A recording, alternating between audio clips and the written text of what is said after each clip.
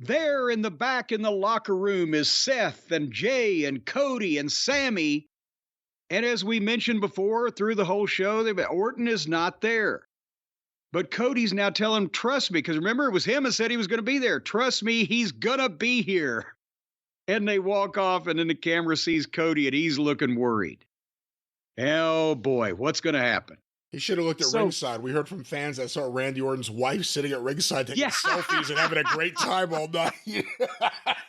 Well, but that doesn't mean, maybe they're having trouble. She came for a night out with the girls. I don't know. He's not there. But then they go to the package of the history of the men's War Games match with the Black Sabbath, the War Pigs. And again, nobody does packages like the WWE. That production facility is fantastic. And they do the entrances. And as I mentioned, they have the team cages to be locked in at the entranceway. So you got to come down the aisle to the ring.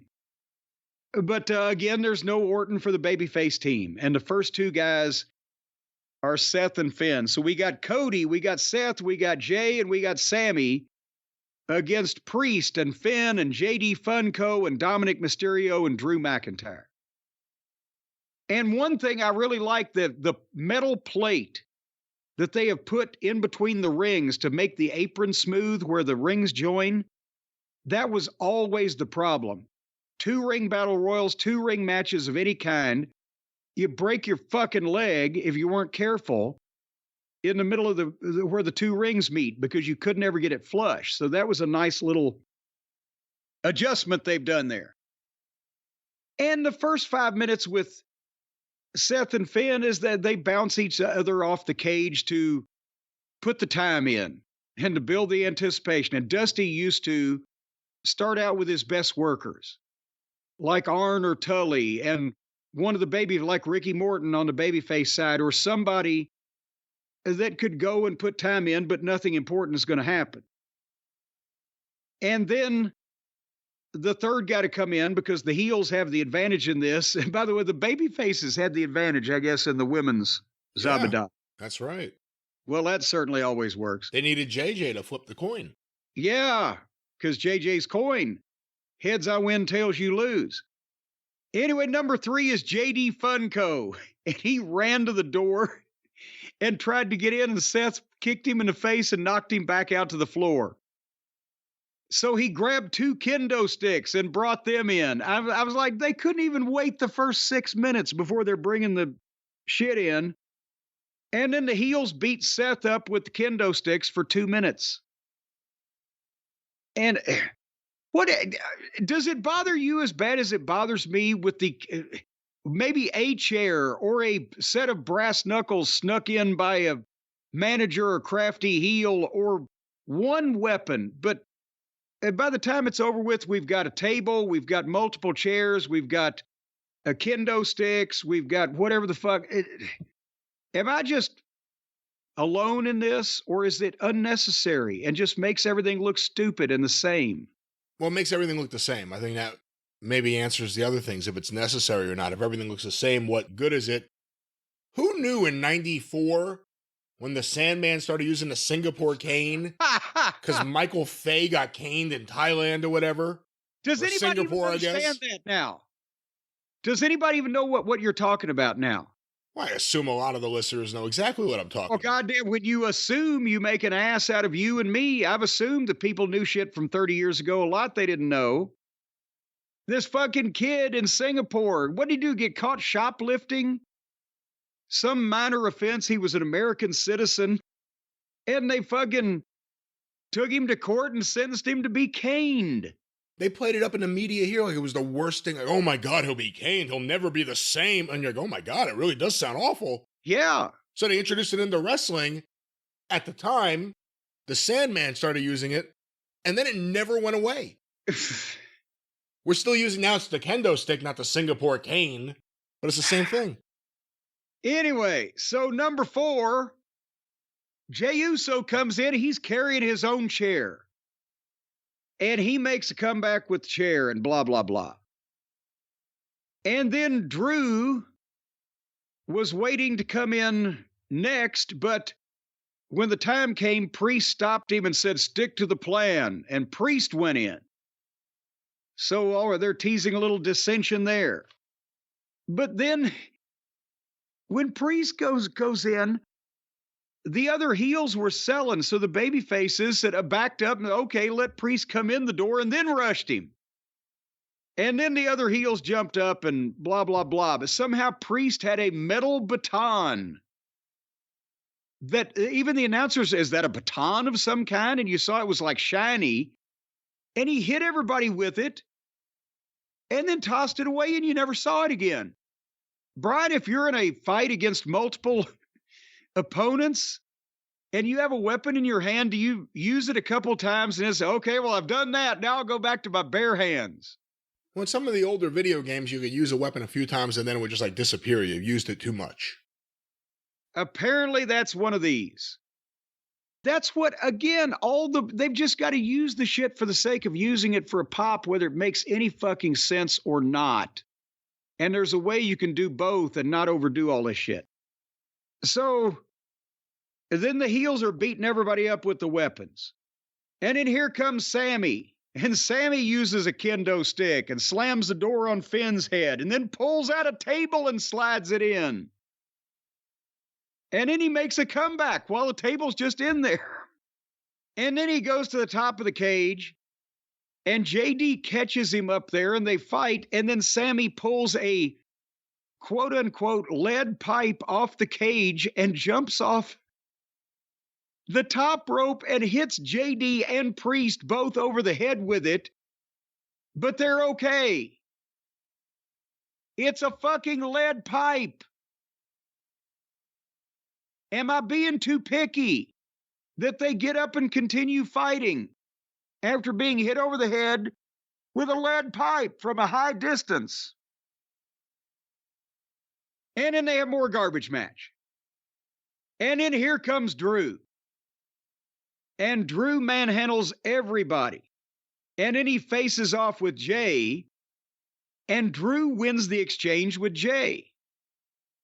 He eventually comes out on top of this, but have you noticed now that Jay, now that he's gotten over, is potentially getting way too rockish for his own good and very hot doggy, and he better slow that down just a tad or he's going to be too full of himself for his ability level? Does that make any sense? I haven't noticed that. What did you say, too rockish? Too rockish. He's doing the slap punches. I'm not talking about making a slap sound effect. I'm talking about the big exaggerated swing, and he hits him with an open hand. But he's doing the Rock's draw back and swing, and then he does the Rock's draw back the hand and spit in it for the last one. And he's being real hot doggy. And a babyface needs to be hot doggy, but he's hotting somebody else's dog. It's getting really close. I can see some people going, slow down a little bit if he's not careful. That's just what I'm saying. It's very rockish. And Rock ain't coming back to wrestle Jey Uso. So then Drew beat Jay up. And then they all started fighting again. And then here came Cody. And finally, because everybody else taking time to come in with a weapon, and you got to take time to lift the chair and swing it, or, being cute with a kendo stick or pulling the table out or whatever. Cody was a babyface that came in and made a fucking fired up comeback with his hands and wrestling moves and got the match off its ass. And Cole mentioned that Dusty invented the War Games in '87, and this is Cody's first ever War Games in the match that his dad invented, which was kind of nice to add to the story. On the same night, it's Charlotte's first War Games, too. So a Flair and a Rhodes have their first War Games on the same night. There you go. 36 years later. And then Cody pulled a bull rope and a cowbell in as a nod to Dusty. But that was the spot so that Seth could grab the other end and they have their moment of tension. Are they going to work together? Are they not? And then they do it by double clotheslining the heels with the bull rope. And I would like to have seen more cowbell, man. But then it kind of got lost in the shuffle. And then number 9 was Dominic, and they did that perfectly because when he came in, see, that's the thing. Nobody else could really feed for a big comeback besides Cody, or besides for Cody's comeback, because everybody else was doing the weapons. At the same time, they did the opposite for Dominic, in that nobody took him seriously and didn't watch when he was coming in, and he was able to jump everybody from behind. And then all 4 of them stood up and cornered him, and he shit himself. And then they all started beating him up. And then there's more, back and forth, blah, blah, blah. And the heels pretty much take over and destroy the baby faces. And Priest gives Seth the razor's edge through the table they finally used. And then it's time for number 10. And there's nobody there. Orton's not there. And then here comes Rhea with the briefcase and the referee. She's going to take it to Priest. He's going to cash in on Seth while he's laying there. And before the fucking actual cash in can occur, then Orton's music hits, and then here comes Randy Orton, and the place goes ballistic. Now, Brian, do you know what my biggest problem is with what I just said and what they've done here? No. Why was Randy late? Why wasn't he in the cage with his other partners? Exactly. If he was there, why did his partners didn't see him? He just got there and changed when the match started. Nobody sent a word out. They didn't close up the loophole. They were milking it because people would think it was Punk.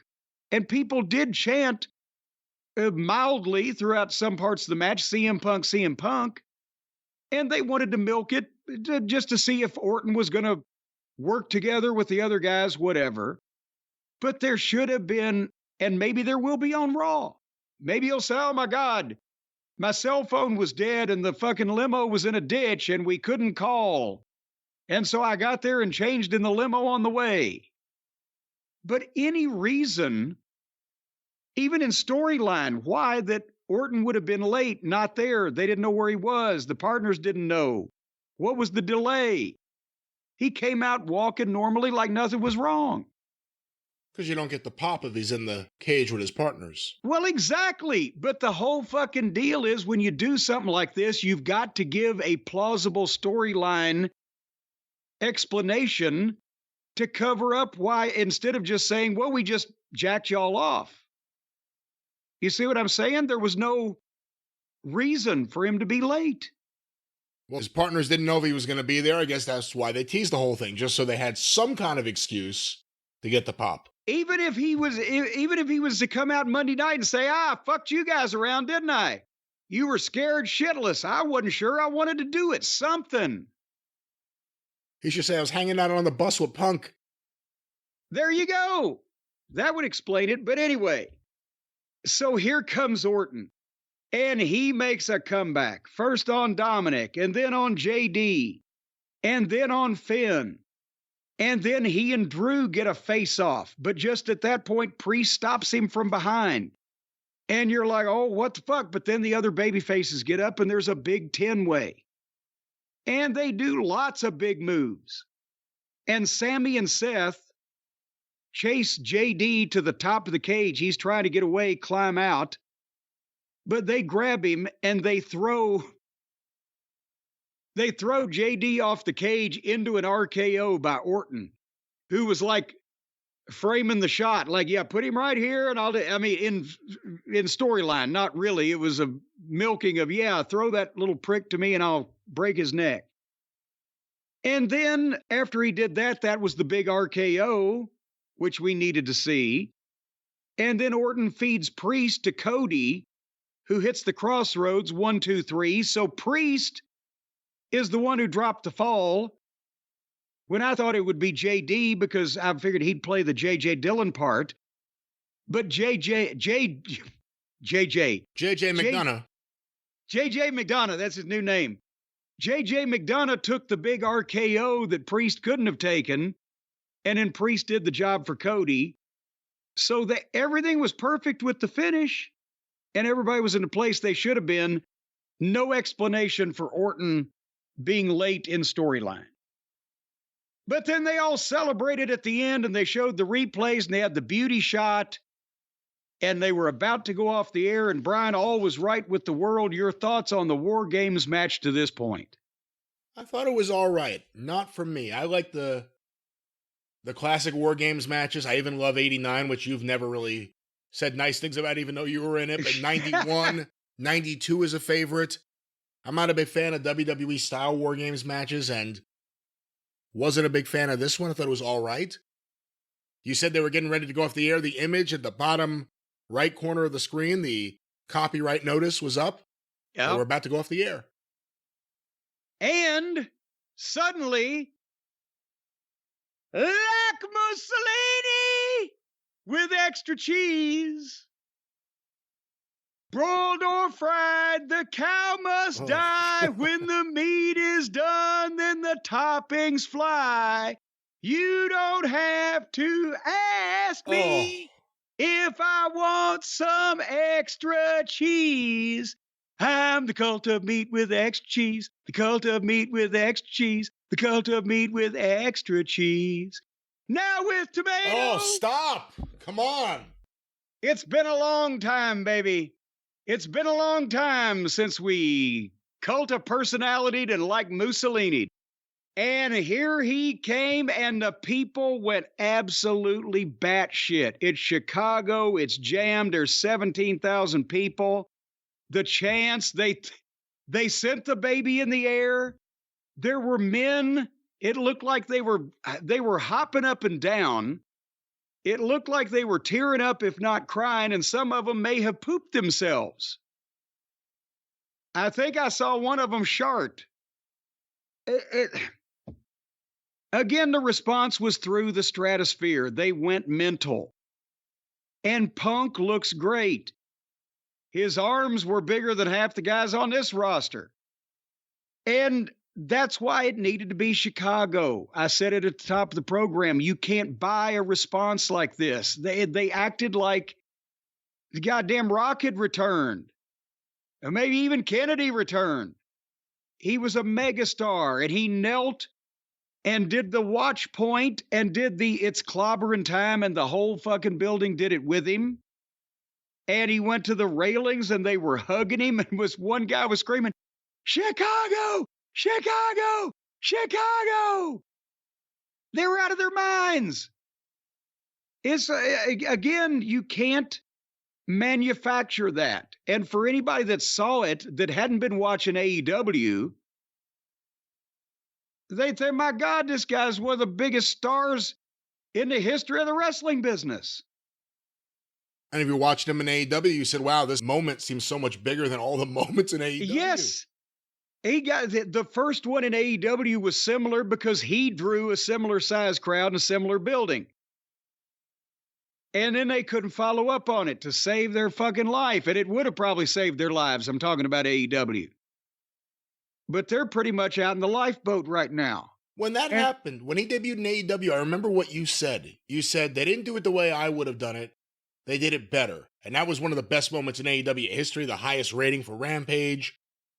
Just a high for AEW. Yeah. What about this moment here? Is this the way you would have done it? And if so or if not, what'd you think of the way they did it? I think, honestly, I probably would have done it this way because you wouldn't put him in the match. I know when they milked Orton for, they probably had that in the back of their mind. Well, the fans may think it'll be him, and then we'll double swerve or whatever. There was no need for him to be in a match. He just needed to make an appearance, to be there, the announcement needed to be made, whether, and I think we talked about this several weeks ago, whether to make his intentions known, just to let people know that he was there, or just maybe make a challenge, maybe not say anything, whatever the fuck. You didn't need to book him. He didn't need to work. He didn't need to do an angle because this is big enough. If it had been Tony, he might have appeared in the locker room and after the first match and gotten a fight backstage in Seg 4 and been in the main event and, at the end of the show. But this is months of storytelling that they can do. So now the people know he's there and what the fuck is going to happen. You want the fans to ask the right kind of questions. You don't want them to ask, how did he get here? Or who is that guy? Or whose side is he on? Those things they need to know.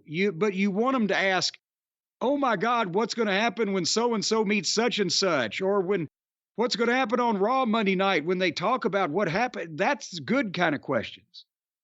And with Orton's return, I like the way they did it because it's like that classic WWE thing of Jake Roberts will be in the Royal Rumble. We haven't seen him in a while. What's it going to be? They didn't have him on TV. He didn't run in and do something. You had to wait to see. Right. And he was in great shape. With Punk, that moment, that surprise, there was only one way to do it and get it. And they got it. Everyone thought the show was over. Yeah. And then the music hit. And apparently they rushed him in, already after the show had started and secreted him someplace. And then he went out. And that's why I said earlier, I don't know that any of the people in the match needed to know that was going to happen and possibly didn't, probably didn't.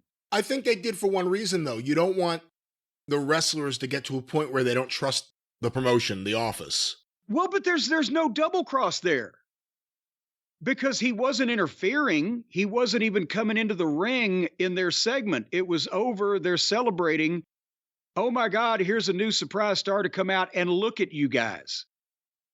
And if you're a professional, then you could probably react appropriately to what you're seeing, but it wasn't a double cross that they had to know or it would compromise somebody's safety or fuck up the finish or the timing or make anybody look bad.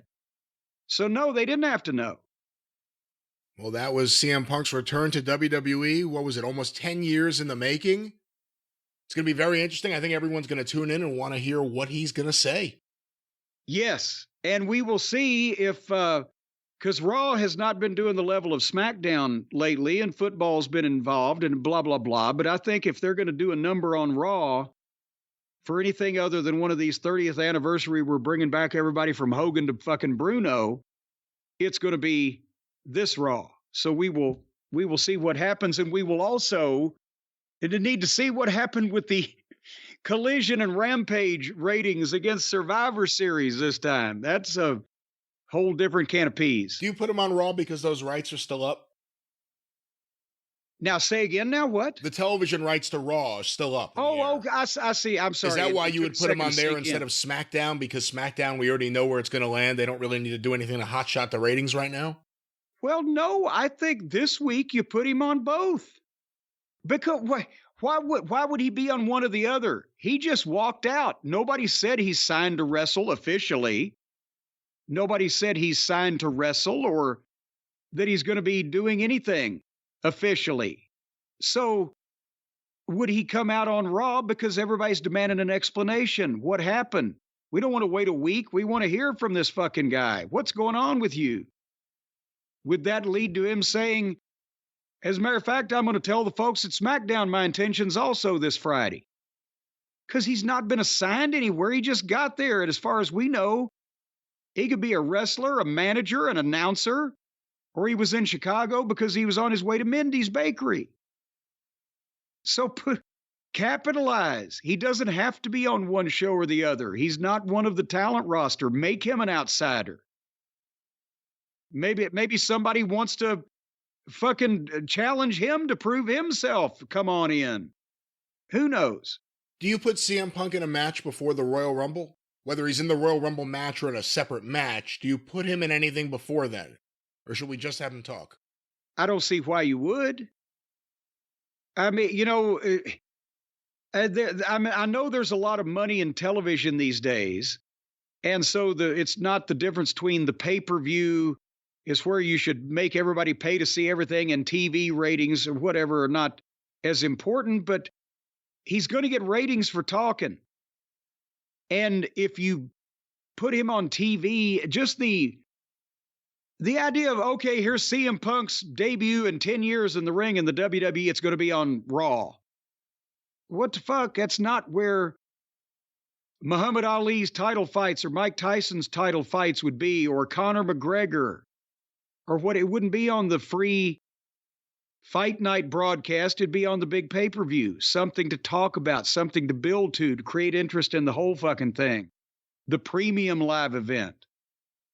So I would put him in the Rumble, but I wouldn't have him wrestle until he got there.